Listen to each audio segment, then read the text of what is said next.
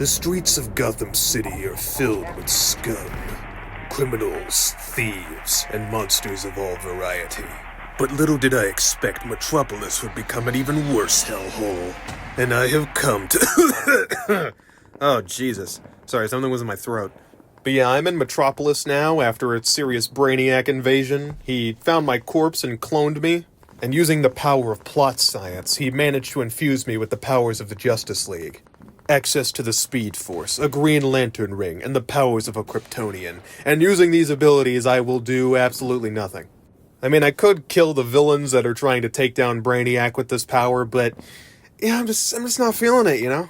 I'm just gonna do absolutely nothing and wait for Harley Quinn to come up with some device to kill me again, because honestly, I really don't want to be here. The content is really boring. And most people have felt the same way, since I've never seen the city this devoid of life. Was it the result of alien invasion, an evacuation order, or perhaps the aggressive microtransactions? It's anyone's guess. But if you somehow haven't figured it out yet from the title of the video and the thumbnail, I'm going to be talking about a game whose name I won't mention until I wait a couple more seconds. Just hold on a minute, wait for it. Okay, I think that's enough time. Anyway, I'm talking about the Suicide Squad. Specifically, Suicide Squad Kill the Justice League. A live service game so bad it died in about a year. This game's failure was cataclysmic for Warner Brothers. It lost them so much money. In fact, it was one of the major contributing factors for Warner Brothers shutting down multiple game studios. It was a game whose failure was so bad it has casualties. It didn't just go out with a bang, it self-destructed so hard it took out other games along with it. It's probably the reason we won't be getting that Wonder Woman game that was supposed to come out. But was the game really that bad? Well, yeah, kinda. There are a number of reasons why this game failed miserably, and why it definitely is not worth $70. The fact that it cost that much is still baffling to me. There's a level of hubris to that decision. I guess they thought the studio's name behind it would push it through. Or perhaps because this was a live service DC game set in the Arkham universe. For brand recognition. Having this game be set in a pre-established universe made by a once respected developer would turn out to be not so great of a decision in the long run. At the time this video is being made, Rocksteady has basically gone radio silent ever since the final update to Suicide Squad Kill the Justice League. Maybe they're just sitting staring at the clock waiting for their studio to get absorbed or shut down after a failure of this magnitude. Or maybe another round of layoffs, which will buy them some time for more layoffs to happen in the future. You have to love the state of the games industry, pumping out live service garbage and then tanking studios who weren't prepared to be making such a thing. And unprepared is the word of the day when it comes to Suicide Squad Kill the Justice League. This did not feel like it was ready for a release. And this was after it got massively delayed prior to its official launch and then floundered for about a year before being shut down. How this all went wrong is a fascinating case study, and I wouldn't be surprised if this game is used as a warning for anybody making a live service game in the future. It's basically a how-to guide on what not to do whenever you release a video game. So I guess we should dive right in to see what the Suicide Squad has in store for us, but not before sitting through this unnecessarily long team-up shot!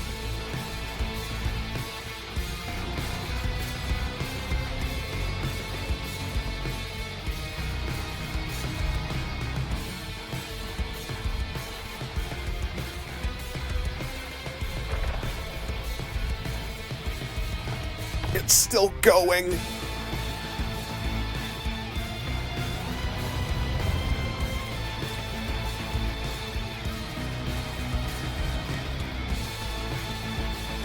Hey, Suicide Squad! Fuck you! Okay, finally done with that. No more distractions. Let's get right into... Oh, wait for the door. Sick I look for! Hey! Nobody saved any C4? Okay, now we can begin.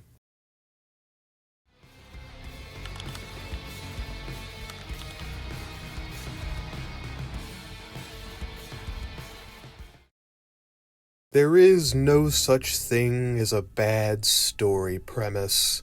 You probably heard that before, right? There's this prevailing notion that no matter what the premise of your story is, no matter how dumb it sounds, if you use the right execution, you can make it work. There have been plenty of stories throughout the eras that seem like really bad ideas on paper, but with good execution ended up being some classics. There are even shows or movies that I thought originally were really stupid ideas that I ended up really enjoying. Like, for instance, I thought the idea of making a show dedicated entirely to the Penguin was kind of stupid, but I enjoyed it. If you want creativity to flourish and for things to improve, you need to let people do strange or out there ideas that are away from the norm. But one thing that I also believe is that some premises are easier to make work than others. And the more out there and difficult the premise of your story is, the more writing talent it'll take to make it actually function. It takes a lot of effort to make certain story ideas work, and the premise for Suicide Squad Kill the Justice League is so out there that in order to make any of this function, it would take a large amount of effort on the part of the writers. Could it be that the premise of having the Suicide Squad, a bunch of bumbling criminals, take out the Justice League is just way too difficult to make work? I know a lot of people who see this premise from the jump just think it's stupid automatically. When the title of this game was first announced, everyone who saw it came to the same conclusion. What? How is the Suicide Squad going to kill the Justice League? That's stupid. Yeah, why don't we use these guys? What am I gonna do? Get a bunch of criminals together to fight the criminals? That's a stupid idea. And to be honest, it is kind of stupid. Why would... what? But it doesn't just stop there. Adding on to how dumb this premise is, they decide to set the story in the Arkhamverse, a pre-established universe of games with beloved characters. So instead of it just being some random version of the Suicide Squad fighting some random version of Batman, it's specifically Batman from the Arkham universe, which is a whole other can of worms. Because now you're attaching this game to a pre-established universe with a pre-established fan base who enjoy Batman. And you're looking at those guys and telling them, hey, you know that Batman you got so attached to over the years? Well, we're bringing him back just to kill him. Oh, and we're finally establishing the Justice League in this universe that's existed for years. And we're gonna kill them too. Yeah, is it any wonder why fans of the Arkham franchise might have a visceral reaction to that idea? To many, the idea of doing this at all is just dumb, and the writers agree because they don't actually follow through with the game's premise. Because of how volatile this premise is in the first place, the game actually doesn't do it. They decide to cop out instead. Which is in a sense kind of sad, because the most ballsy thing about this game is its premise. It's very bold of you to just go, yeah, we're killing Batman, we're killing the Justice League, and Harley Quinn's gonna do it. You set up this extreme scenario only to not go through with it because you're afraid of the backlash from fans, backlash which you got anyway. I'm not sure if my take on this is a common opinion or not, I really don't care, but I think no creative work can be successful if it's afraid of itself. If you're gonna title your game Suicide Squad Kill the Justice League and make that bold premise the entire point, you better go through with it. You've committed now. If you're gonna do something crazy like this, you cannot go halfway. Because if a game is too afraid to be itself, then it's never going to be good. Because it feels like, looking from the outside perspective, the developers and the writers feel as though the fans don't even want it in the first place. Because let's be honest, they probably don't. Who wants the Suicide Squad to kill the Justice League in the Arkhamverse? I know I don't. So if you're too afraid to do it fully, and doing it halfway sucks, why even do it at all? So I guess this is the part where I take a side note into the bias section. What I'm going to say is just a personal opinion of mine, and you're free to disagree all you want, but I really do not understand for the life of me why DC keeps pushing the Suicide Squad. The Suicide Squad is a gimmick, the idea of taking a bunch of villains and putting them on a team and then sending them out to do Black Ops mission. Sure, it can be fun for a little bit, but DC seems to think this is their premier team. The Suicide Squad has gotten 2 live-action movies, an animated show, a video game, and tons of stuff just dedicated to them, more so than even the Justice League. Seriously, why does the Suicide Squad have 2 movies and the Justice League only has 1 by now? And the new DC James Gunn universe technically started out with an animated Suicide Squad show. Yes, I know it's technically Creature Commandos, but they're just the Suicide Squad, that's what it is. Why is this gimmick side team getting their game before the Wonder Woman game gets to come out, or before a Justice League game gets to come out? It doesn't make any sense. Can you imagine if instead of making this weird Suicide Squad live service, they instead made a Justice League game where you could play as the Justice League? Being the Flash running around the city at light speed, or being Green Lantern summoning massive constructs, or being Superman crashing through buildings. It would be so awesome. But instead, we're running around as Harley Quinn. Why are we doing that? DC has all these amazing heroes, and instead we're getting stuck with these C-listers. I don't understand it. There is no reason why the Suicide Squad should be getting this much attention and the Justice League isn't getting half of that. From my perspective, this game shouldn't have existed. Before Suicide Squad, we should have done a Superman game, a Wonder Woman game, another Batman game, a Green Lantern game, a Flash game, and maybe a Justice League game, and then another Justice League game before we even get close to this. Green Arrow should get his own dedicated game before the Suicide Squad does. There is no reason these guys are getting top billing. I don't feel like I'm in the minority here when I say very few people actually wanted this game. Nobody was clamoring for a Suicide Squad game. No one was banging on the doors of WB just going, hey, Suicide Squad game, it needs to happen right now. And my evidence is that nobody played this game and it died in like a year. Suicide Squad was a financial failure when it came out. Barely anybody was playing it, and it reportedly lost WB over $200 million. It was hemorrhaging money and fast, and it was looking like it was dead on arrival. But the moment I knew this game was cooked was when I found out that at some point it went on sale for 95% off. Yes, I did not buy this game at full price. I bought it for $3. I saw this, and I think this is absolutely hilarious. So this is a Warner Brothers Games sale. It's an autumn sale, up to 95% off. Guess what the only game on here that's 95% off is?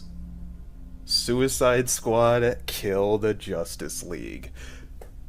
Gotham Knights, the game that has been dead since 2022, is $8.99 and 85% off, while their modern live service that is still running is 95% off. How sad is that they think that Suicide Squad Kill the Justice League needs a bigger sale than Gotham Knights for people to consider buying it? That is so sad. That is levels of sad that I cannot describe. Like, literally, every other game here is like peaking out at 90% off. Back 4 Blood costs more right now than Suicide Squad Kill the Justice League. You can buy Scribblenauts. Scribblenauts costs, I think it costs more to buy Scribblenauts than it does to buy this modern live service they're trying to milk for money. This is pathetic. Actually pathetic. If you needed like any kind of window into how horrid Suicide Squad Kill the Justice League is doing right now, I think this is perfect. Literally Gotham Knights and these two right next to each other. I could not write that better. I knew it was over right then and there. This game was going to be dead very soon, and I was right. It released its final update and it's no longer receiving content. It barely survived a year and a couple of seasons, most of which were just rehashed content and a handful of extra cutscenes and animatics. In reality, it seemed like this game was dead from the jump. The biggest problem here is that it's a live service game. When you're doing a niche concept like this that's really, let's say, vitriolic, it is really difficult to get a large fan base playing it. It's going to be marred in controversy, and tons of people would rather be playing anything else, like a Justice League game or something. That's fine if you only want to go for a niche audience, but if you need thousands of players online constantly for the game to survive, it becomes a huge problem. Live service games live or die by their player count, and they need constant funding to keep those servers running. A similar fate befell Marvel's Avengers. Do you remember that game? It's a great point of comparison to the Suicide Squad because essentially the exact same thing happened to it. Marvel's Avengers released as a live service, but barely anybody played it, so it ended up dying off really quickly. However, the developers didn't shut things down immediately. They kept trying to push out content while they were slowly running out of cash. Much like this game, instead of doing 3D cutscenes, they later had to move on to animatics because they couldn't afford anything else. So the game's last moments were a pathetic whimper showing how little cash they actually had and how soon they were going to die. It's almost sad watching this happen to a live service game, because you know and they know that it's not going to last much longer, but they have to keep putting out content for what they agreed. There were a couple of seasons that had to be made, so they had to make them, regardless of if they had the money to make them good or not. It's a pathetic way to die, but at least it's out of its misery now. It's easy to say something is a bad idea when you watch it fail miserably, but maybe they could have turned this around if they did certain things differently.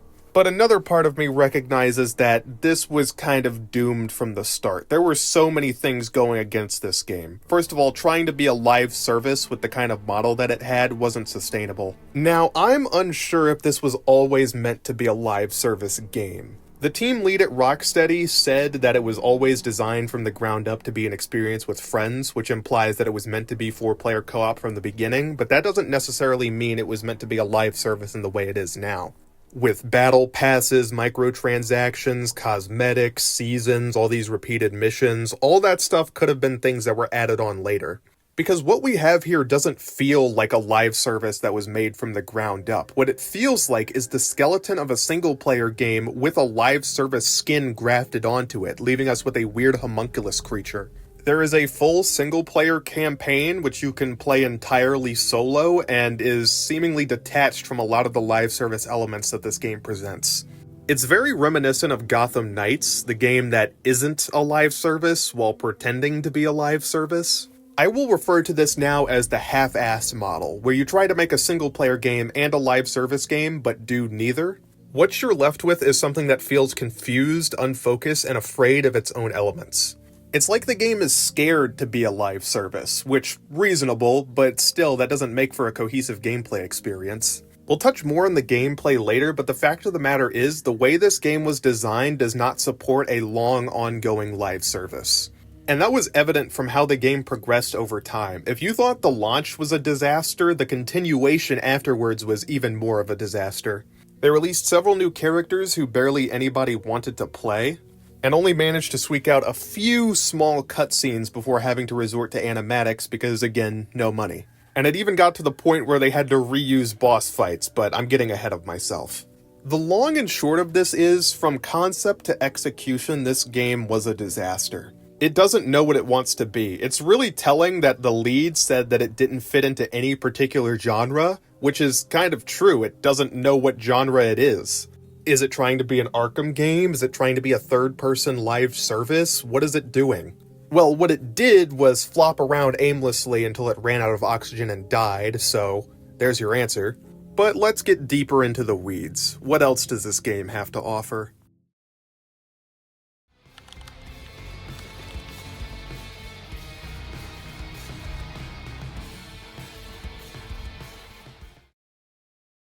The story of Suicide Squad Kill the Justice League is considered to be one of its worst elements. Also, I'm going to be spoiling major parts of it, not that I think anyone cares. You see, this was a live service game with several seasons and updates, which meant that bits of its story were actually withheld in the initial release and planned to be revealed over time. However, the initial story was considered so bad that it caused a huge drama. People thought the game was terrible and then didn't engage with it after its updates came out. Because of that, there are sections of the story that a lot of people who jumped on this game initially might not know. Like, for instance, did you know that the Suicide Squad doesn't actually kill the Justice League? Yes, in the game called Suicide Squad Kill the Justice League, the Suicide Squad does in fact not kill the Justice League. Probably because that's a really, really stupid idea. The game is afraid of its own premise because even it recognizes that this is kind of goofy. So instead of actually killing the real Justice League, the Suicide Squad kill clones of the Justice League. So how'd we figure out Brainy had cloned the League? We were like, there were clones? Yeah. While this was a theory that was floated around during the initial launch, most people didn't believe it and actually thought they were killing the real Justice League, the actual Batman, the actual Superman, and the actual Green Lantern. And because the reveal that these were clones didn't happen until the game was practically over, a lot of people got stuck with the impression that they actually killed off the legitimate Justice League in the Arkham universe. This came across as really insulting to fans of the Arkhamverse and also fans of DC in general, since they've been waiting for the Justice League to appear in these games for years now, and the fact that they finally show up only to die immediately is kind of obnoxious.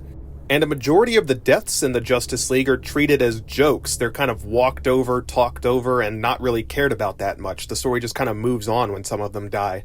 This makes sense in the context that these are just clones. Who cares if fake clone Superman dies? But because they were holding out on this twist, they were treating it like the real Superman was dead. And when you do that, you kind of need to give it the actual seriousness of the actual Superman dying. And I want you to think about this for a second. If this game hadn't flopped miserably and lost hundreds of millions of dollars, it probably would have continued for who knows how long. Tons of different seasons.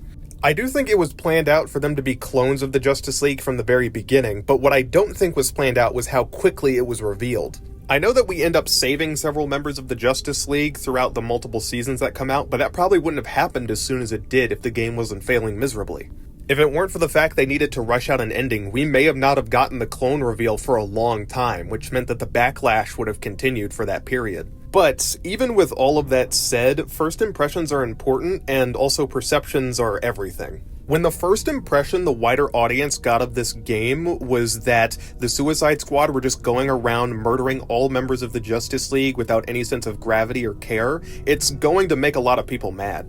It's no wonder the false perception that these were the real Justice League members got spun out of control and a narrative built against this game because they held out on this very important reveal for a super long time, and by the time it was revealed, nobody cared anymore.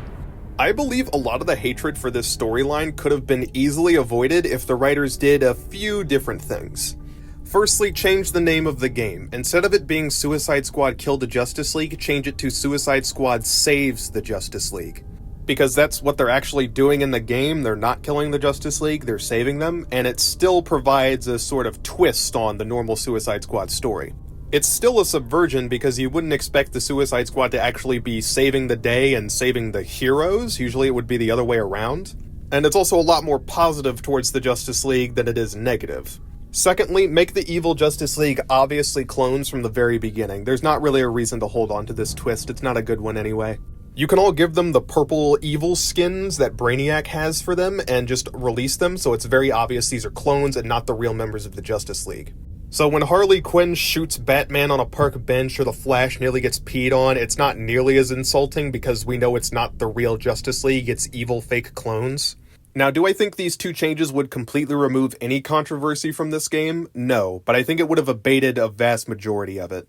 But with these small changes, would the storyline suddenly become good? Not really. So let's take it from the top. Amanda Waller decides to break out the Suicide Squad from prison to put them on an elite task force called Task Force X. She tricks all of them into implanting bombs inside their necks, which allow her to kill them at any time if they disobey orders. But if they follow orders, help out, and complete the mission, they'll get reduced sentences and be allowed to leave faster.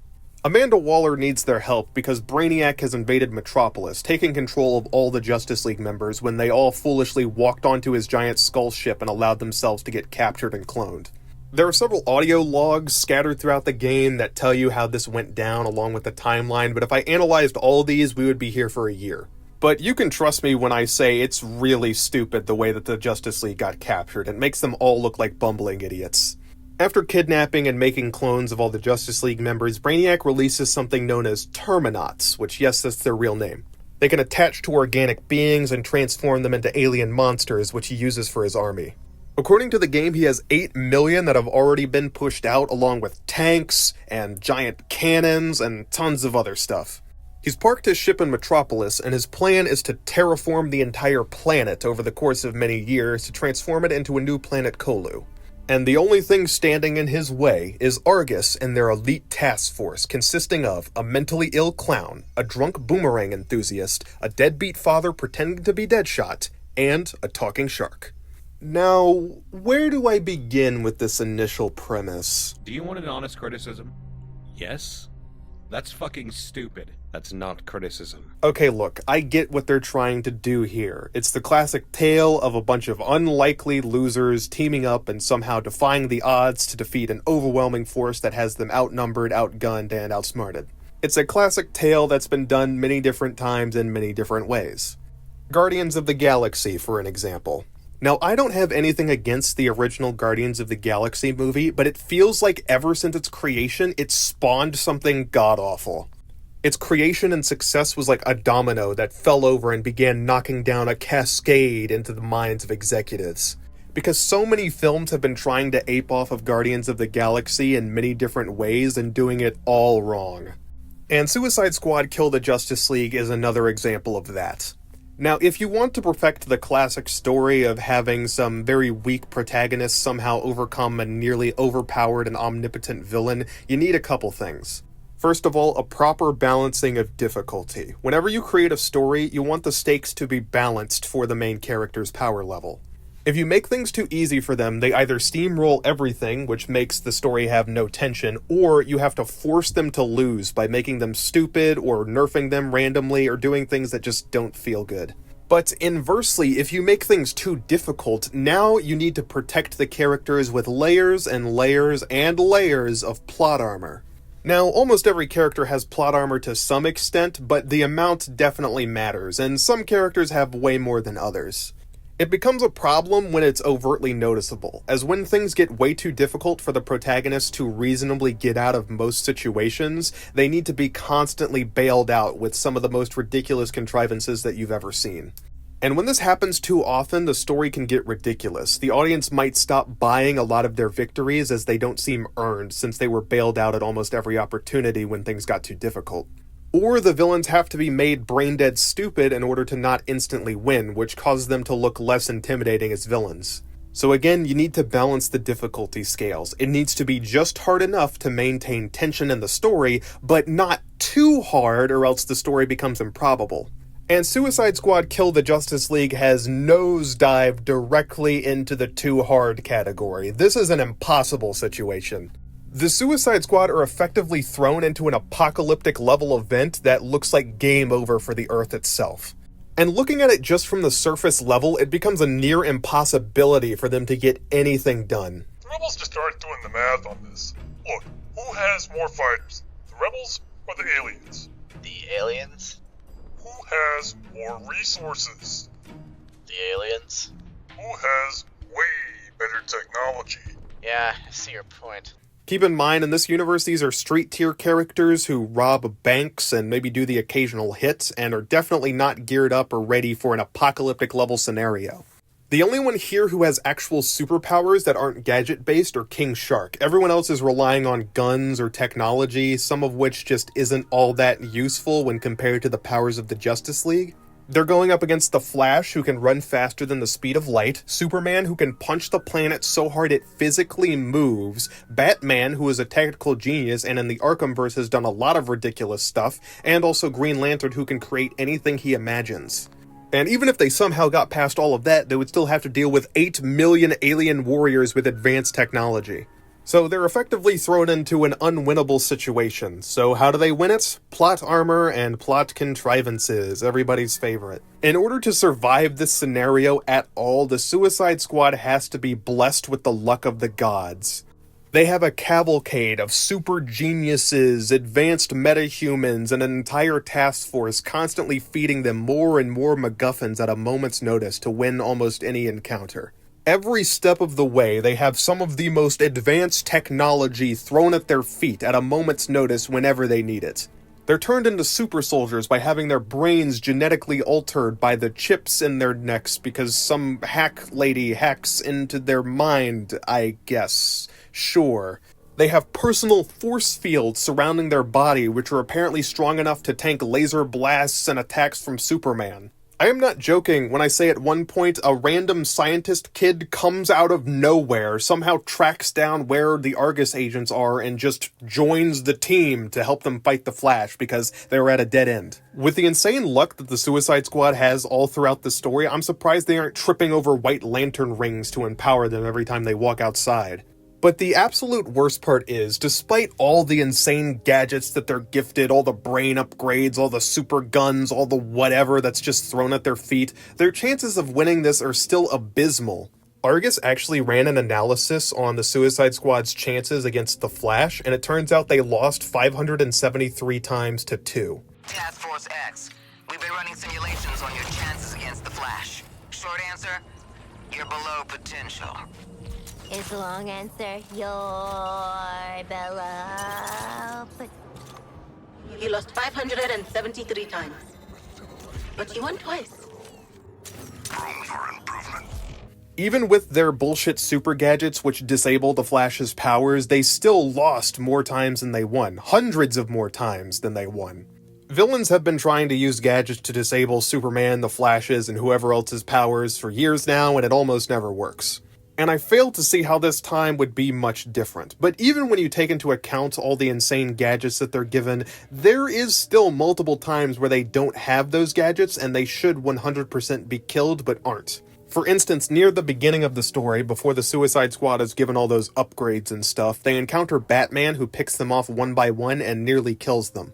The Flash, who is one of the few Justice League members to escape and not get cloned yet in the story, decides to run in and try and save them, but he was weakened after his fight with Green Lantern and ends up getting knocked out by Batman. So Batman has Flash knocked unconscious, and the Suicide Squad are just laying there, waiting and ready for him to kill them like Brainiac ordered. And instead of doing that, he just leaves for absolutely no reason. He just lets them live, even though he had a perfect opportunity to kill them. The story doesn't even give an excuse as to why he doesn't. Because the real reason why he doesn't is because the plot needs to happen, so they make Batman stupid as all hell just to allow the Suicide Squad to keep on living. I just want to make it clear, Brainiac, who his entire thing is being intelligent, decides to make Batman, the idiot who let the Suicide Squad escape when he had a perfect chance to kill them, be the general of his army. Wow, what an amazing general, just deciding not to follow orders and refusing to kill one of the few people who can stop them. But I guess it's fine, because it's not the real Batman, so who cares?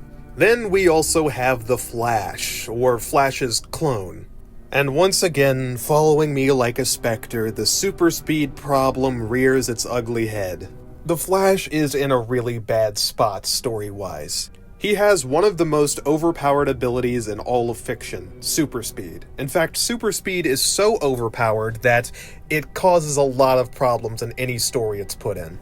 The Flash often has to be nerfed into the ground, made into an idiot, or killed off just so that any plot he's put in can still happen. Or if the writers do none of those things, the plot ends up being really stupid if Flash doesn't end it immediately. I've done entire videos about this subject, but to give you the long and short of it, when you can run so fast that every other human on Earth looks like a statue, you losing to almost anyone becomes a near practical impossibility. Especially when you have all the extra powers the Flash does, like being able to phase his arm through people's bodies to rip out their hearts, or throw lightning, or create tornadoes, or all the other insane shit Flash can do. Early on in the game, Flash is given the orders to take in Lex Luthor, and then the game demonstrates exactly why this plot is stupid. I'm going to enjoy this.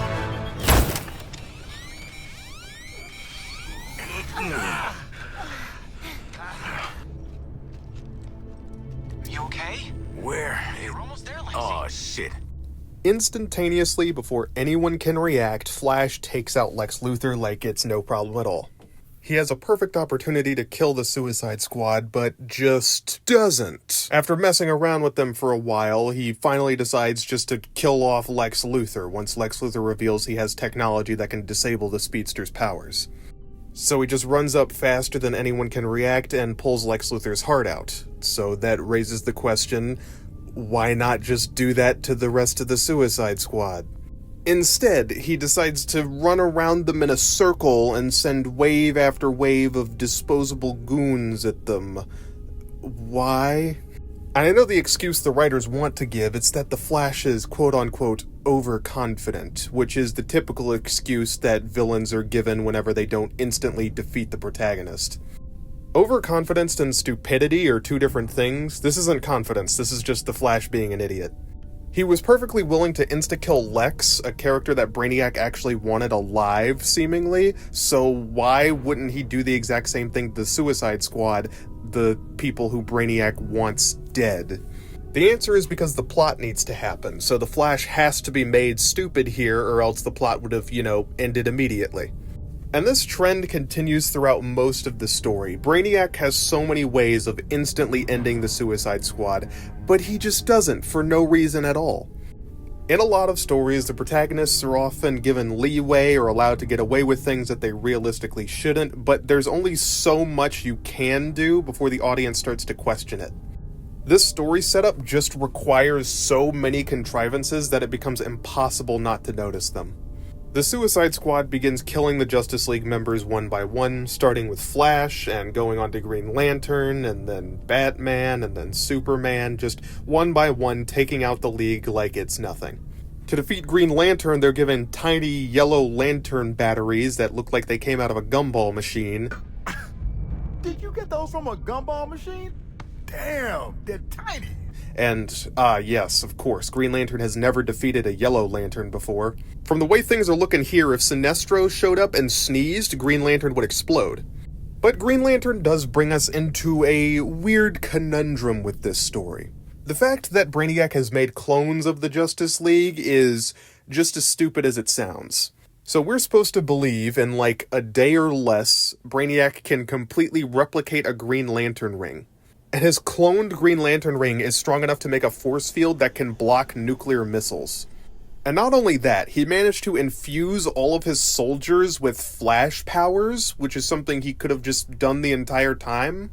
So if he can clone them this fast, remember he captured the Flash and managed to make a clone of him in like a couple of hours, why doesn't he just spam out hundreds of clones of the Flash and Green Lantern?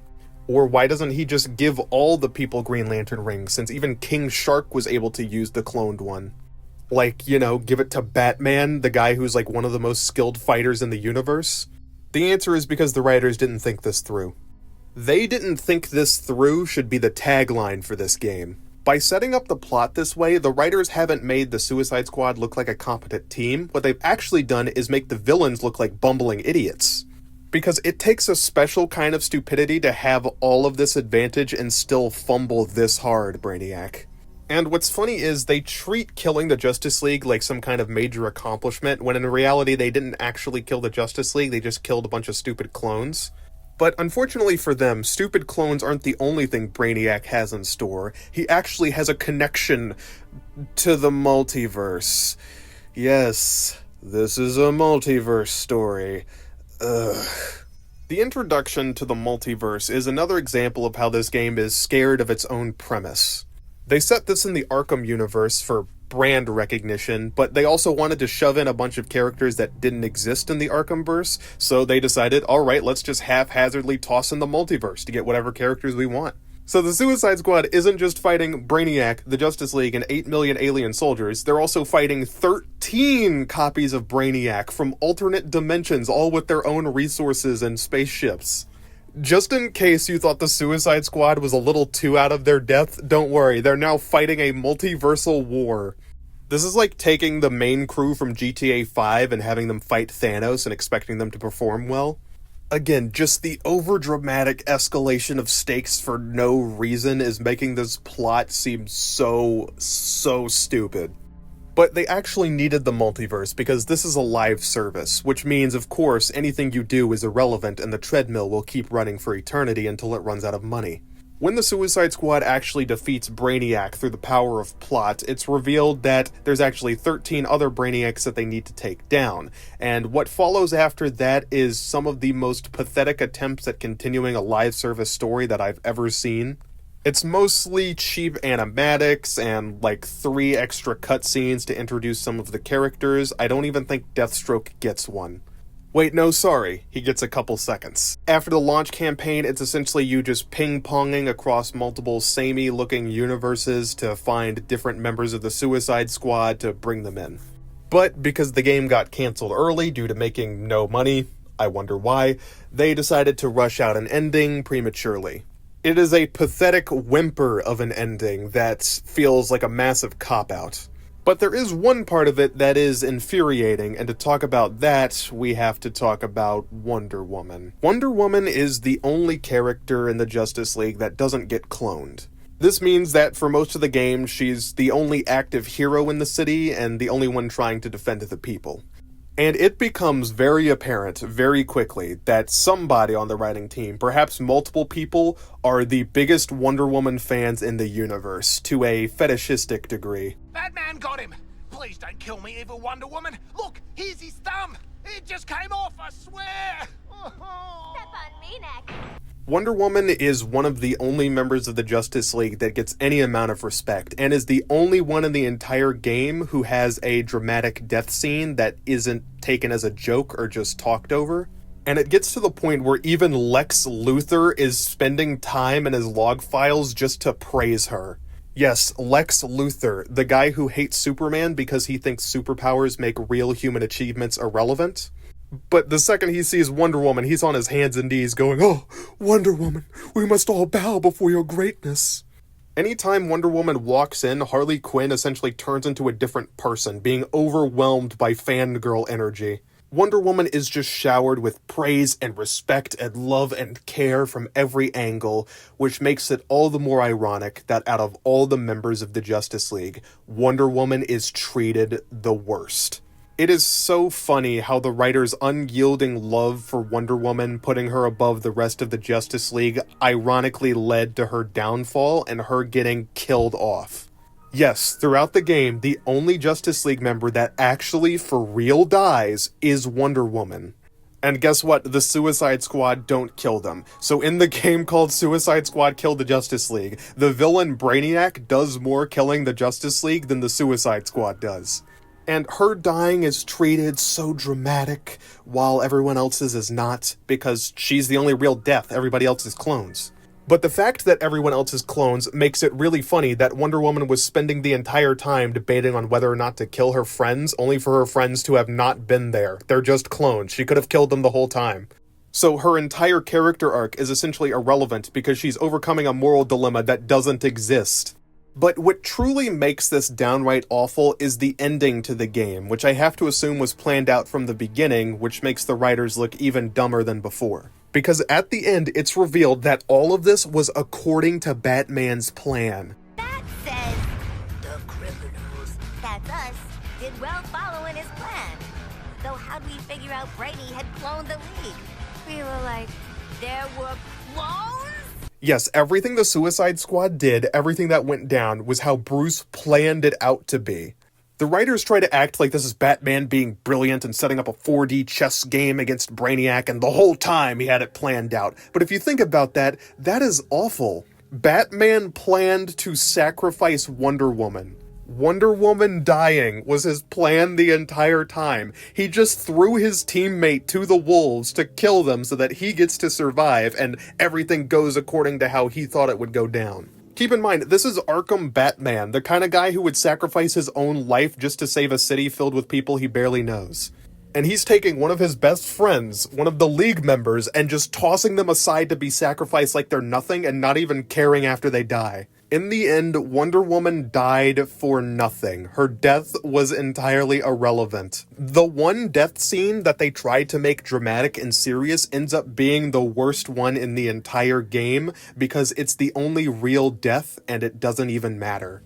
Their rushed-out, nonsensical ending had the consequence of making one of their favorite characters who they love so much suffer the worst fate of all. The only people who actually cared about Wonder Woman are Lex Luthor and Harley Quinn. The Justice League doesn't even give a shit. So the main story essentially boils down to this. The Suicide Squad kill all the clone members of the Justice League one by one. Wonder Woman is sacrificed by Batman as like a bait play. Brainiac is killed 13 different times, and then the Suicide Squad win and get to leave. Overall, it's really stupid and kind of afraid of its own premise, which makes it not work out at all. The ending had to be rushed because it was a dead live service and they needed to say something other than letting the game just fade away into darkness with no conclusion. So there are two ways to look at it. Either that ending was planned from the very beginning, in which case the writers look stupid, or it was just written in the moment and they were just coming up with things when they went along, which also makes the writers look stupid. So, yeah, there's not really any good outcomes here. So the story's a bust. But what about the rest of the game?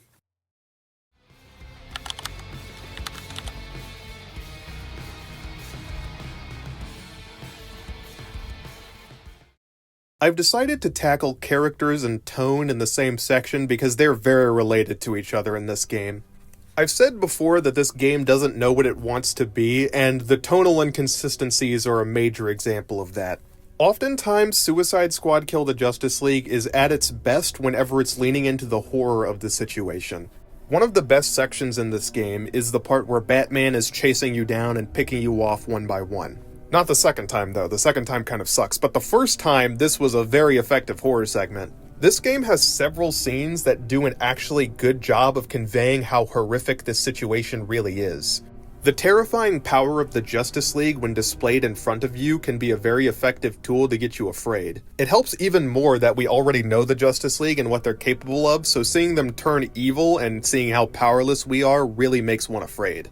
Unfortunately, these horror segments are very few and far between, unless you count the entire game as a horror segment, which I am not going to say you're wrong there. What takes its place most of the time is comedy. Really, really awful comedy. Harley, get us out of this! Harley, do not touch us. But you saying I can't really makes me want to, you know? No! Harley, no! Worth it. Enter the Suicide Squad. Now, calling these guys clowns would be a disservice to actual clowns. These guys cannot take anything seriously, ever. Which is fine for when they're goofy side villains, but when you put them in the protagonist slot of this horror apocalypse scenario, it becomes a problem. I know it's cheap to just say this is Marvel humor, whatever the fuck that means nowadays, but I'm struggling to call it anything else. It is just constant one-liners and quips that are so unfunny it makes you cringe internally. Green Lantern, nice. Hey, your face always looks so... what? Look at that. Insurgents can't touch us. Brainiac says it could... You keep saying Brainiac like it's a thing, but I don't think it's a thing. And so the Flash has expired. He saved our lives, yet we ended his. As honorable warriors, we will show proper respect to this fallen hero by... Show a little class, man. Holy shit. Congratulations. Makes sense. The gods have cursed you in every other way. Every single emotional beat is immediately undercut by some unfunny gag that you've seen 20 different times before. Harley Quinn is a manic pixie nightmare who will never shut up. Boomerang's a total idiot and displays his buffoonery at every single opportunity. King Shark is a walking, talking shark man who, while he can take things seriously sometimes, more often than not, he's just treated as a punchline. This leaves Deadshot as one of the few characters who's actually taking the situation seriously, but when he's surrounded by goofballs at all sides, everything he does just comes across as a joke. Ready to kick your ass. How you feeling, people? I'm kinda signed out. Y'all are stomping all over my moment here. Nah. Didn't you hear?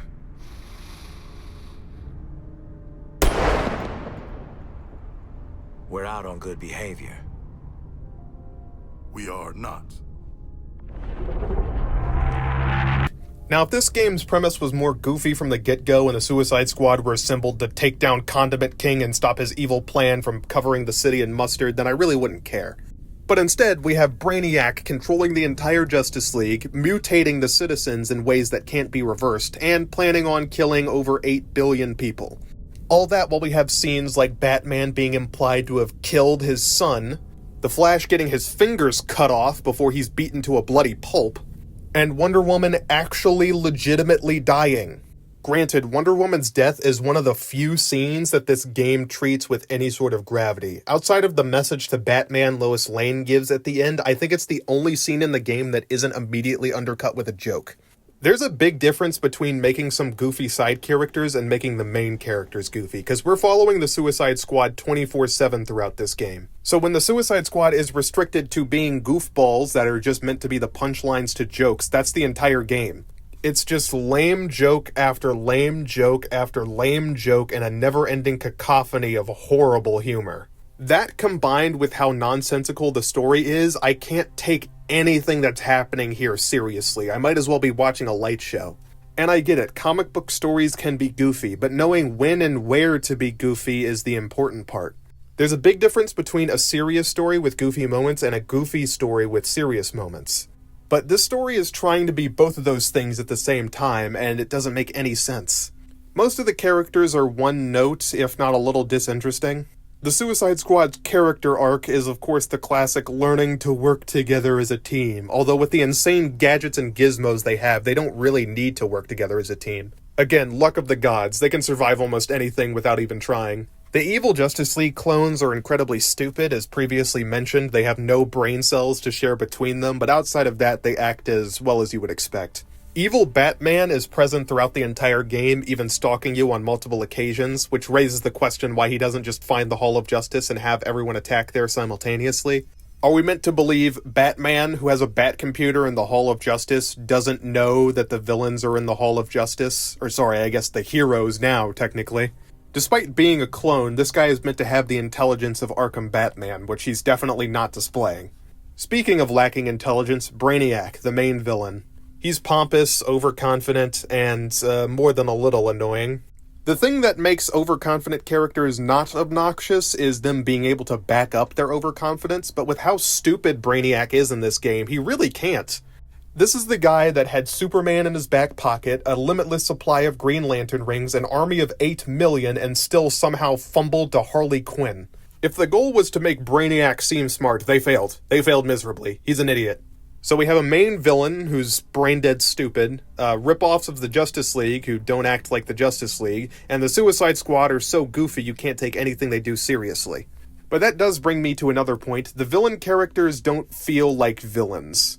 And by villains I mean the Suicide Squad, not the clone Justice League. The whole point of the Suicide Squad is that you're taking supervillains and putting them on a team together to do missions. The key word there is villains.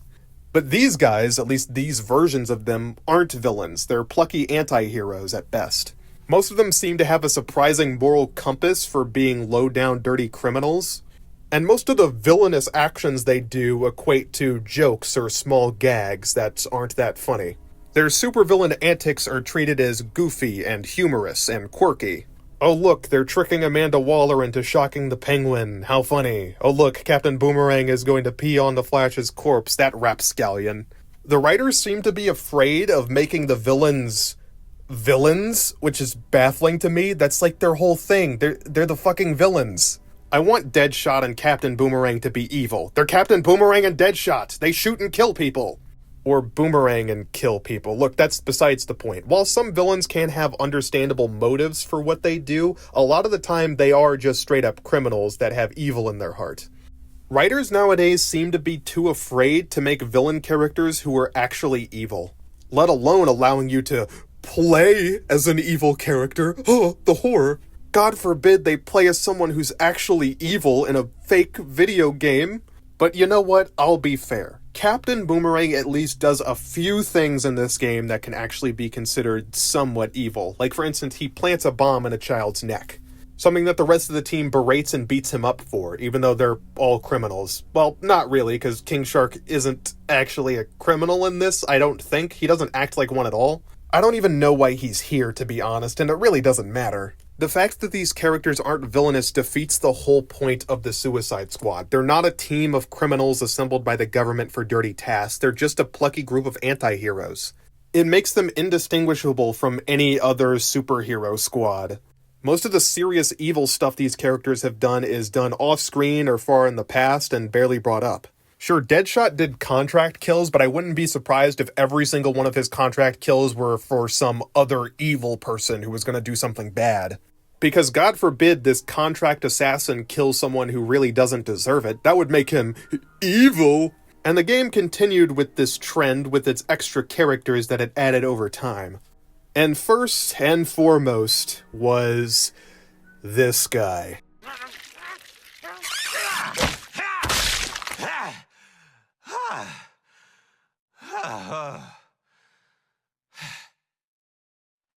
Wait, at least buy me dinner first. This is not the Joker.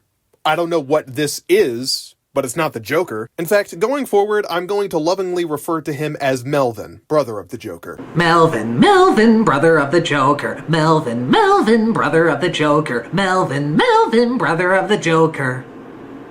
I'm cool.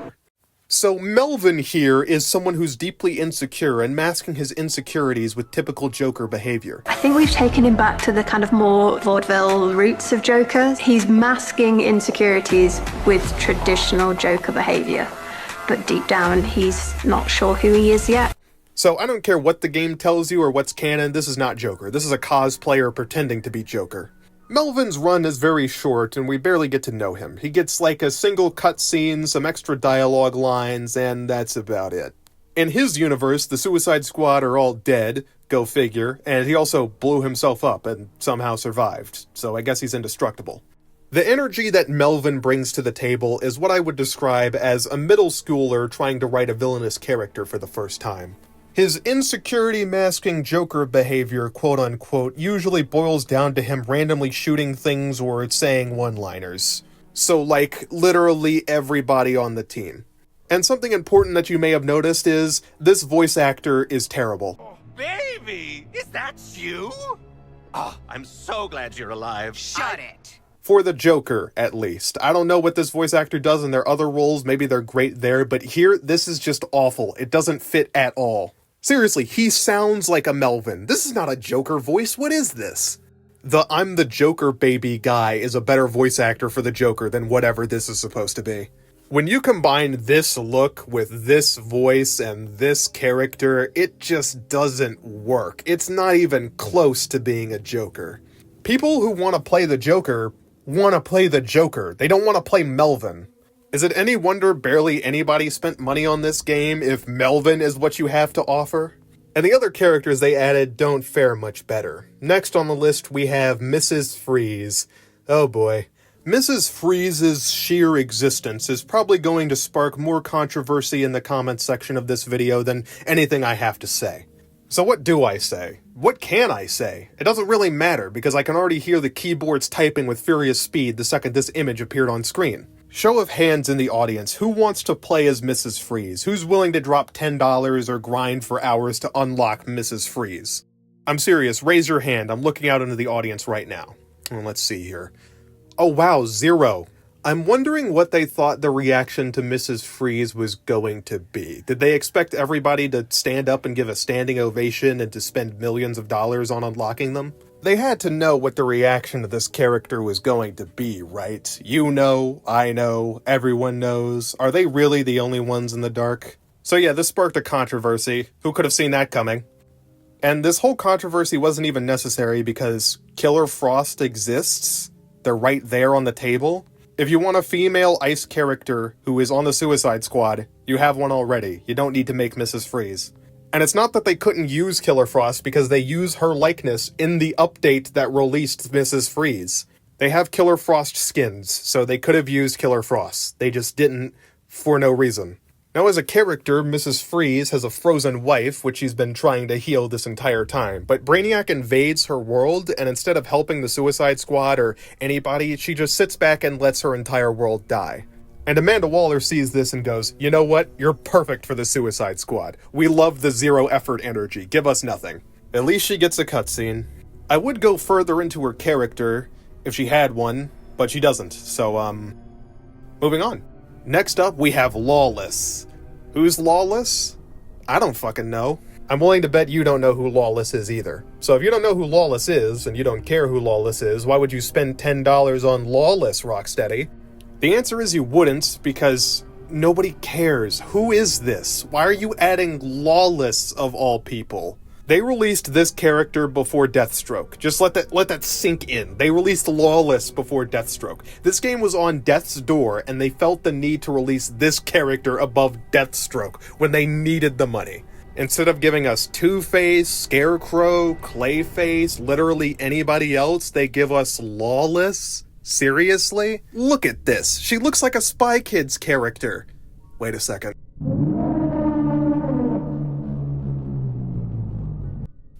But yes, Lawless is Deadshot's daughter. And she's an influencer who steals from the rich to give to the poor, and oh my god, this shit again. It seems like the only criminal character that people can write nowadays is someone who steals from rich people to give to poor people. This is just Ironheart again. She's described as having a heart of gold. Yes, this person joining the Suicide Squad. You know the Suicide Squad? Criminals, murderers, robbers, thieves. She's just joining in with her heart of gold. Again, you're writing these members of the Suicide Squad like anti-heroes. Stop doing that. That's not what they are. They're criminals. They're villains. That's the whole point of the Suicide Squad. Villain characters. If you want these guys to be the secret good people anti-heroes the whole time anyway, then just make a superhero team instead. I also wonder if Lawless would ever consider robbing Warner Brothers, since they're also a massive evil corporation. But I get the feeling she wouldn't be allowed to do that, now would she? Yeah, no one cares about Lawless, so let's move on. Deathstroke. Fucking finally. The coolest character that they've added to this game, and he doesn't even get his own dedicated arrival cutscene. Yep, this was about the time where they ran out of money, so no cutscene for Deathstroke. Hooray. So this guy basically has next to nothing but a single animatic. Great. Alright, let's do a deep analysis of everything Deathstroke has to offer to this story. Okay, analysis complete. So yeah, these characters suck. Seriously, it's like these people didn't want to make money, because they refused to add characters that people would actually want to buy. The content drops and the new characters are what was going to keep this game alive, and if nobody wants to buy the new characters because they look stupid, sound stupid, or nobody knows who they are, then they're not going to. It's not a mystery why this game didn't make any money, it's because nobody wanted to spend any money on it. Who wants to spend money on Mrs. Freeze and Lawless? Nobody. And by the time they got their shit together and stopped releasing Melvins and Nobodies and released a character people actually wanted to play, they ran out of time and the game died. Far too little, far too late. So the characters are not really much worth talking about. So I guess it's time we move on. Let's see what else this game has got.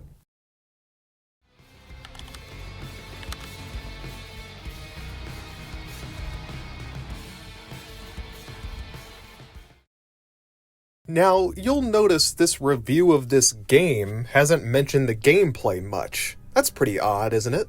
You would think one of the most important aspects of a game would be its gameplay, because, you know, it's a video game. But believe it or not, the gameplay is probably one of the least interesting aspects of the Suicide Squad Kill the Justice League experience. The story, the characters, and everything surrounding the game was so awful that a lot of people didn't even bother to play it, and why would they? Most of the coverage you saw of this game was people talking about Harley Quinn killing Batman or some other ridiculous thing that happened in the story, with the narrative itself being the primary point of criticism rather than the gameplay. And there's a reason for that. The gameplay is fine for the most part. Believe it or not, despite the scummy live service elements, the gameplay itself can be pretty fun.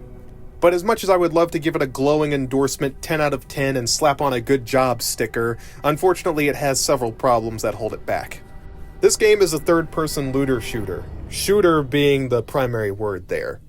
Every member of the Suicide Squad uses guns. Captain Boomerang? Guns. King Shark? Guns. Mrs. Freeze? Guns. And I'm not just talking freeze guns, I'm talking regular old guns. They're walking around with miniguns, pistols, shotguns, you name it. So the core of the gameplay is just going around and shooting things. Now, for some members of the Suicide Squad, this makes sense. Deadshot uses guns, Harley Quinn uses guns, the Joker uses guns, so it makes sense for them to walk around with, well, guns. But the problem is this becomes very restrictive to the characters that don't traditionally use firearms. King Shark is a shark. He's got magic powers and super strength, allowing him to crash through solid stone walls and rip people to pieces, yet for some reason he's walking around with a gun. And Captain Boomerang uses boomerangs. That's his thing. He's Captain Boomerang. And while he can use boomerangs, they're his melee weapon. He throws boomerangs at people. So he's mostly walking around with a gun. And if they continued to add other characters, there would be more characters just using guns. So if they added Clayface, for example, would he be walking around with a shotgun? Or what if they added Reverse Flash? You would have a guy who can run faster than a speeding bullet, firing speeding bullets. So this essentially gave them two options. They could either restrict the character releases to only characters who traditionally use guns, or they could release characters who don't use guns and for who guns wouldn't really make any sense, but force them to use them anyway. This would effectively turn the game into Fortnite, just having Superman and Goku run around with assault rifles, even though that makes no goddamn sense. This is where the game differs from Marvel's Avengers, who have the characters use their actual superpowers and design them in ways that make sense for that character. Iron Man's using repulsor blasts, Captain America has a shield, Thor has his hammer, and there are characters who use guns, but they're only characters who would actually want to use guns and for who that makes sense. But here it's nothing but guns all day, every day. So are the guns fun? Yeah, for the most part, shooting people feels satisfying. In addition to guns, the characters also get a unique traversal power between each of them. Harley Quinn has a bat drone which she can grapple hook onto to allow her to swing back and forth like Spider-Man. Captain Boomerang has a Speed Force gauntlet which allows him to teleport to where his boomerangs are thrown. Deadshot has a jetpack, and King Shark can super jump because that's part of his magic, I guess. He has the super jump spell. The traversal powers are fun to use for the most part, although some are a lot worse than others. King Shark seems to be the one a lot of people gravitate towards, but other than that, the rest of them are serviceable. I did most of my playthrough as Harley Quinn because I'm a masochist, and I ended up having a decent amount of fun. She has the ability to grapple onto buildings and shoot herself over them, or hang in the air using her drone to fire at enemies from above. There's more here, like various upgrades, and affliction powers, and grenades, and just a lot of extra things that can upgrade your character over time.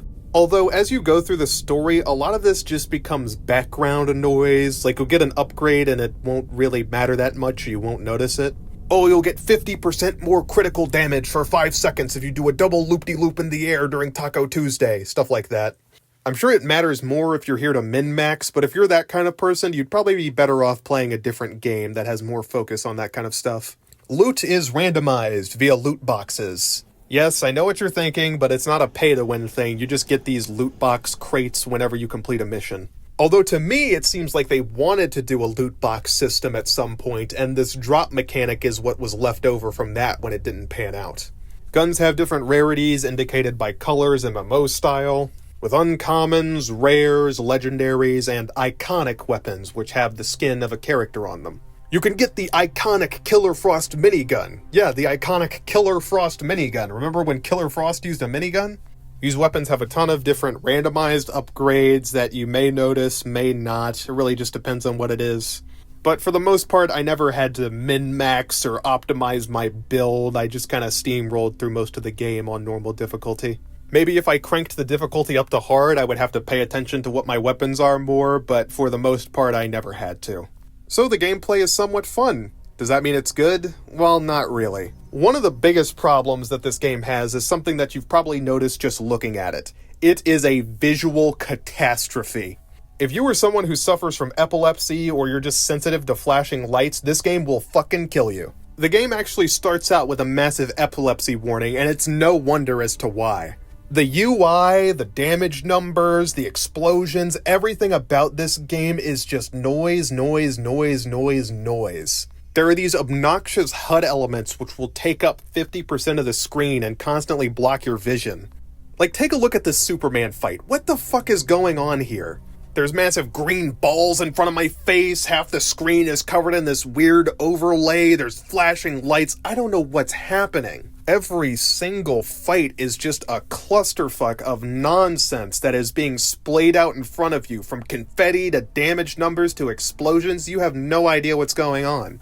Look, I understand why some games have damage numbers whenever you hit things so that you can understand how much damage you're doing and if you need to optimize your build, whatever.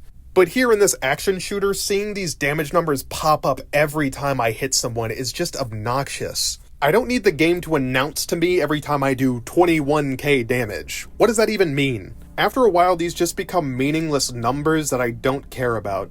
This comes back to the game's tonal inconsistency because every single fight feels like a carnival ride. There's confetti and slot machines and explosive color effects happening all over the place, and I can't take anything that's happening seriously.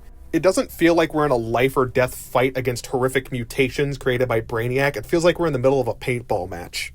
The insane visual effects also add a layer of difficulty to the game, just because paying attention to what the hell is going on becomes a practical impossibility with all of this shit happening. And it wouldn't be that much of a problem if it was just shoot, shoot, shoot with no thought behind it, but you also have to specifically counter certain enemies and do certain things to take down certain enemy types, which requires paying attention.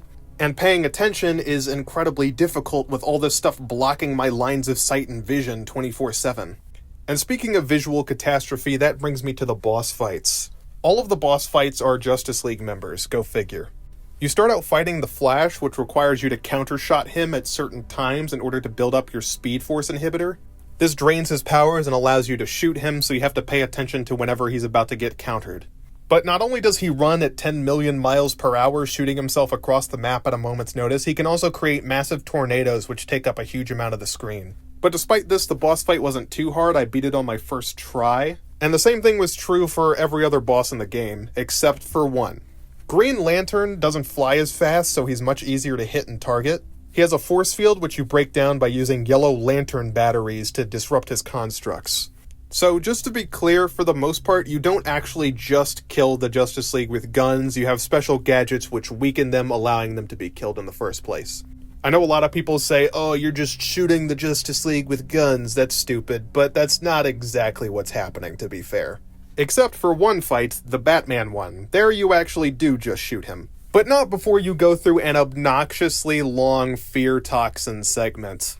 You're required to walk around at a snail's pace, constantly avoiding versions of Batman. Remember, this is Arkham Batman, so he's doing the whole fear toxin bat thing, which means constantly stopping to counter him or shoot his copies or do whatever, and it takes so long as you have to do it 4 different times.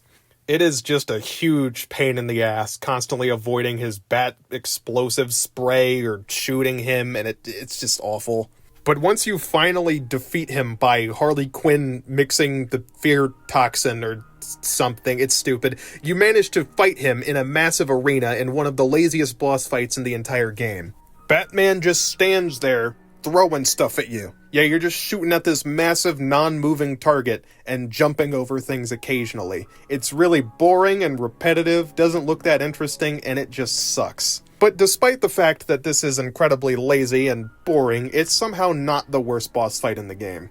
That prize goes to Superman. This boss fight is atrocious. It is effectively a torture chamber simulator. This fight is the video game equivalent of attaching jumper cables to your legs and turning up the battery to full blast. Superman is of course Superman. He can fly, he's a really small target, and he moves faster than the speed of light. He will zip across the map back and forth every 2 seconds, barely ever staying still. And you have to countershot him at very specific intervals in order to get the yellow kryptonite that you use to weaken him into his system. And on top of that, not only does he have laser vision, can zip to you and hit you in the face with helicopters, but he also has frost breath, which covers the entire map in these ice spikes. They slowly kill you if you stand next to them, and they eventually explode. But that's not all. He can also use his super breath to create a tornado, which blasts you backwards. And that's not all. He also shoots out green mucus balls? What is that? Is that a power he has? Seriously, these weird green balls float around and blow up if you get near them. What is this supposed to be? Seriously, what the hell is this? Is he hawking loogies at us? Is this supposed to be Superman's super snot? I did not expect Superman's boogers to be the bane of my existence. He also flies up into the sky and punches the planet so hard it rotates around the sun to make it daytime. Yes, that's what's actually happening here. And he unleashes a super flare which instantly kills you if you get close to it. So you have to avoid that while getting pushed backwards by his super wind, and also avoiding his super ice, which can explode at any moment, and also avoiding all the super boogers.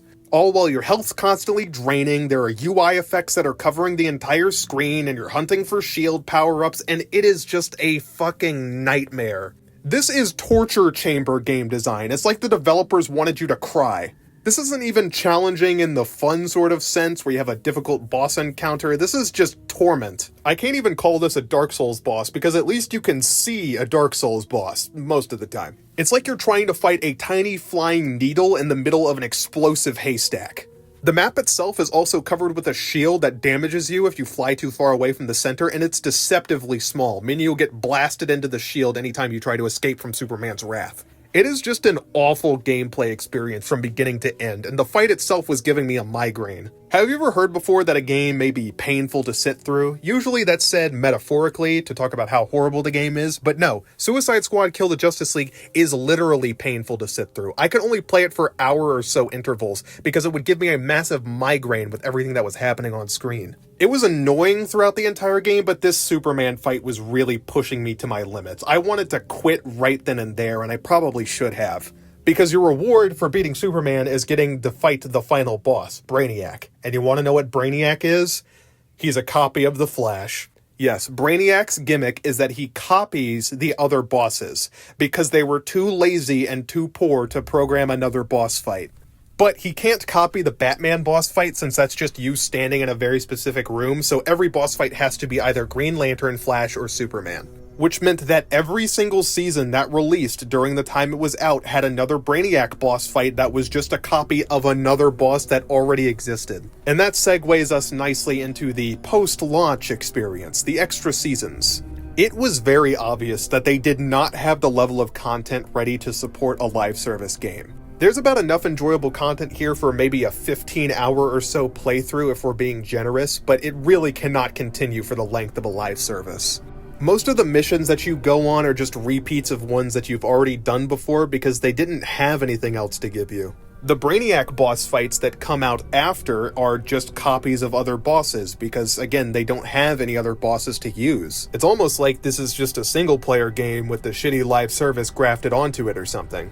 But one of the most baffling things they did is the way you unlock extra characters. It's a system so bad that it had tons of people all over the world scratching their heads.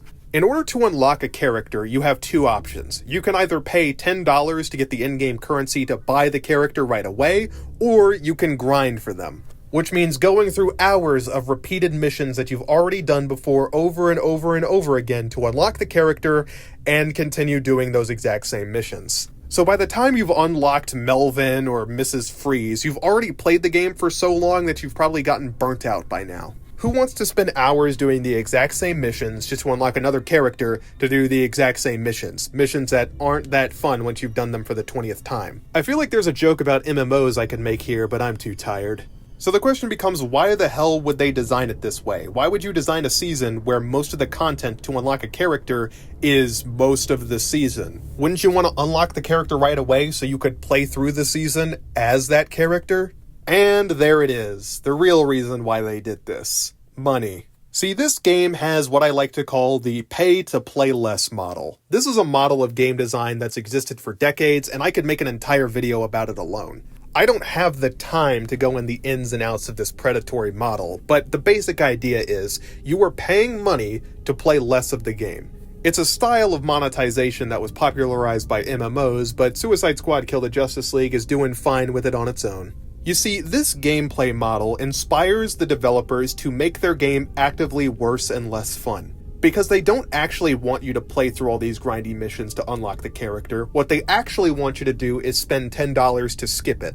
They want you to pay money so that you have to play less of the game, because the game itself isn't fun. They are actually incentivized to make unlocking the characters as horrendously boring and awful as possible. Because if unlocking these characters was actually fun and worth it, people wouldn't spend the money to unlock them, they would just play the game, which cuts into their revenue. So what do? They make the game less fun on purpose so that you're inspired to spend more money to skip it. But the problem is, people weren't spending money to skip it. What they were doing instead was quitting the game. Because the game wasn't fun and there wasn't really any inspiration to go work super hard to unlock Melvin over here.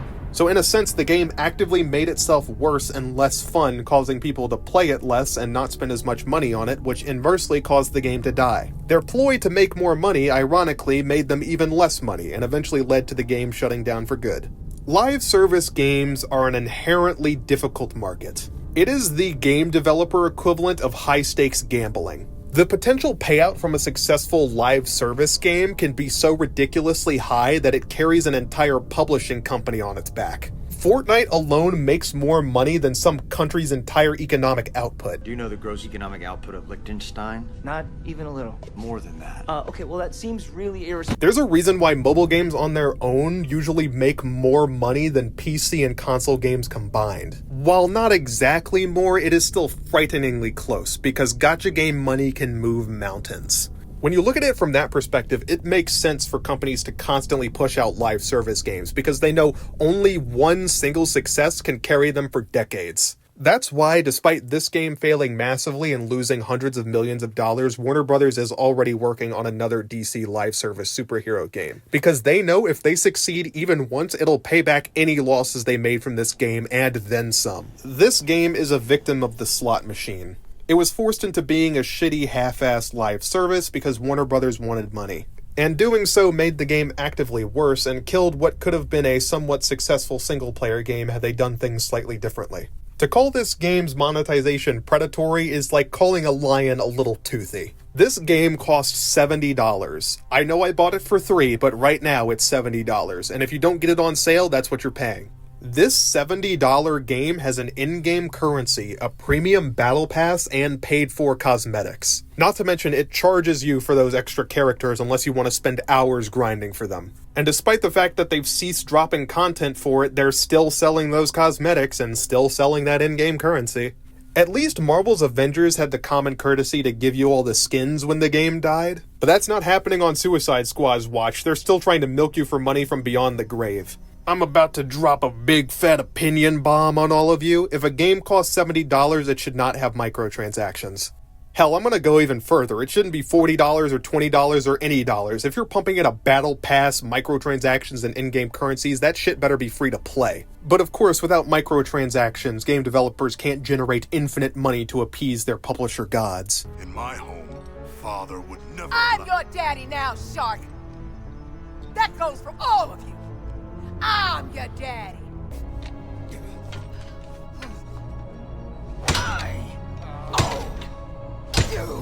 So games are forced to shove in these predatory microtransactions even if they're already charging you for the pleasure of getting to play it in the first place. Is it any wonder why barely anybody bought these? They're already paying $70 for the game and now you're asking for even more money out of them? Now, the conspiracy theorist side of me wants to say this game wasn't originally planned to have microtransactions and an in-game currency, and its monetization style was changed later on when Warner Brothers got greedy.